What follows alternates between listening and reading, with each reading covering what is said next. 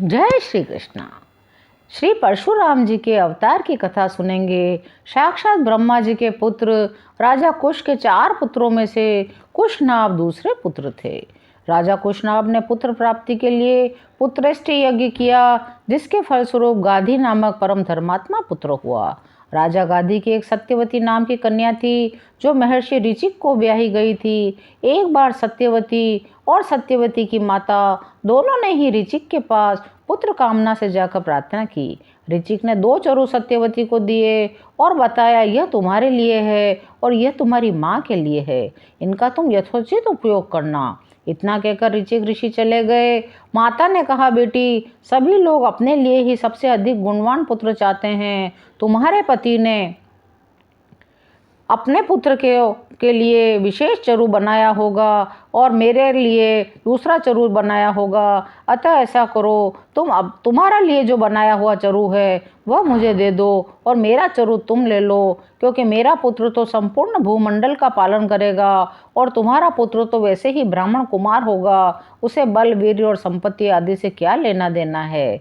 पुत्री सत्यवती ने अपना चरु अपनी माता को दे दिया। जब ऋषि को ये बात ज्ञात हुई तो उन्होंने अपनी पत्नी से कहा, तुमने ये बड़ा अनुचित हुआ। अब तुम्हारा पुत्र तो घोर योद्धा होगा और तुम्हारा भाई ब्रह्मवेत्ता होगा, क्योंकि मैंने उस चरु में ऐसा ही बनाया था। तुम्हारी माता को योद्धा पुत्र का बनाया था और तुम्हारे पुत्र को ब्रह्मवेत्ता के हिसाब से मैंने उस चरु में मंत्रोच्चार किया था। सत्यवती के बहुत प्रार्थना करने पर भी मेरा पुत्र घोर योद्धा नहीं चाहिए, तो ऐसा करो, अब तुम्हारा पुत्र तो घोर योद्धा ही होगा, लेकिन जो तुम्हारा पौत्र होगा उसका स्वभाव अलग होगा। राजा गाधी की स्त्री ने जो चरु का प्रसाद खाया, उसके प्रभाव से विश्वामित्र जी हुए, जो क्षत्रिय होते हुए भी तपस्वी और ब्रह्म ऋषि हुए। और श्री ऋचिक जी के पुत्र श्री यमदग्नि जी परम शांत हुए, दांत ब्रह्मर्षि हुए, परंतु यमदग्नि जी के परशुराम पुत्र बड़े ही घोर योद्धा हुए। एक बार यमदग्नि ऋषि ने अपनी स्त्री रेणुका जी को नदी से जल लाने भेजा। वह गंधर्व गंधर्वणी विहार कर रहे थे। ये जल लेने गई, उनका विहार देखने लग गई। इससे उन्हें लौटने में देर हो गई। ऋषि ने देरी का कारण जान लिया और यह समझकर स्त्री को पर पुरुष की रति देखना महापाप है। अपने पुत्रों को बुलाकर एक एक को आज्ञा दी, अपनी माता को मार डालो। परंतु माता के स्नेहवश 7 पुत्रों ने इस काम को करना अंगीकार नहीं किया। तब 8वें पुत्र परशुराम को आज्ञा दी, इन सब भाइयों सहित माता का वध कर डालो। परशुराम जी ने तुरंत ही पिता की आज्ञा का पालन किया और सभी का वध कर डाला। इस पर पिता ने प्रसन्न होकर इनसे वरदान मांगने को कहा।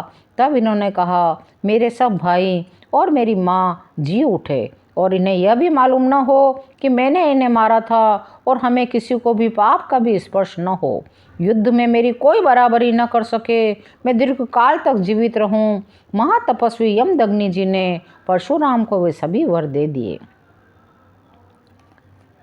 माहिष्मती नगरी का राजा सहस्त्रार्जुन भगवान दत्तात्रेय जी से युद्ध में कोई सामना न कर सके, ऐसा वरदान पाकर उन्मत्त हो गया था। उसके द्वारा सभी प्राणी पीड़ित हो रहे थे। एक बार उसने केवल धनुष और बाण की सहायता से समुद्र को आच्छादित कर दिया। तब समुद्र ने प्रकट होकर कहा, वीरवर बोलो, मैं तुम्हारी किस आज्ञा का पालन करूं।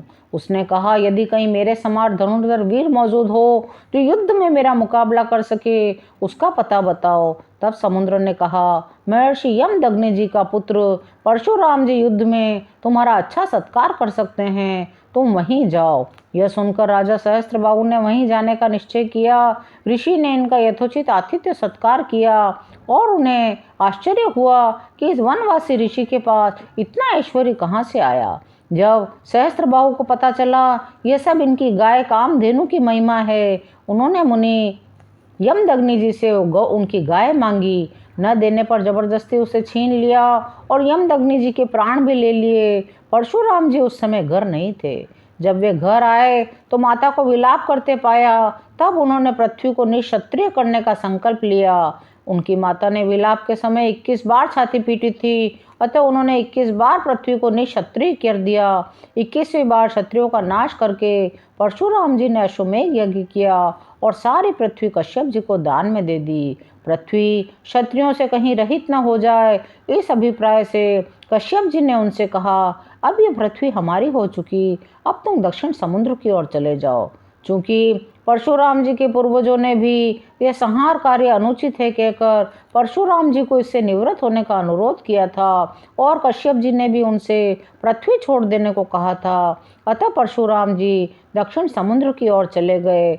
समुद्र ने महेंद्राचल पर्वत पर इनको स्थान दिया। श्री परशुराम जी के बारे में कहा जाता है, वे कल्पांत स्थायी है। आज भी किसी किसी भाग्यशाली पुण्यात्मा को परशुराम जी के दर्शन हो जाते हैं। जय श्री कृष्ण।